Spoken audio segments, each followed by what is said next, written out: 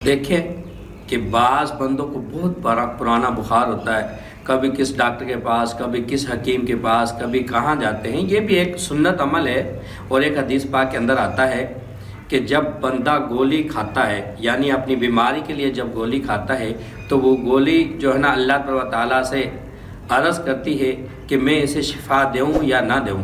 जब अल्लाह ताला की तरफ से हुक्म होता है तो वो गोली जो है वो बीमार को शिफा देती है, और जब अल्लाह ताला की तरफ से हुक्म नहीं होता तो वो गोली भी उसके लिए अज़ाब बन जाती है।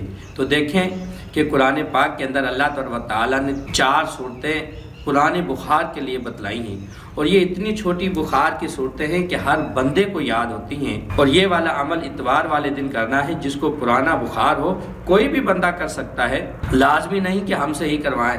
कोई बंदा भी जिसको कुरान मजीद थोड़ा ज़्यादा पढ़ा हो, घर के अंदर कोई अफराद पढ़ा हो, तो ये अमल करे। वो अमल क्या है कि इतवार वाले दिन 7 बारीक धागे लें और उस पर 7 गिठाने बांधें, और हर गिठान पर अल्हम्दु शरीफ पढ़ें। अल्हम्दु शरीफ के बाद सूरह इखलास पढ़ें। सूरह इखलास की बड़ी फजीलत है। और इसके बाद सूरह फलक पढ़ें, और सूरह फलक के बाद सूरह नास पढ़ें। यानी हर गिठान पर ये चारों सूरतें पढ़ते जाएं और गिठान देते जाएं।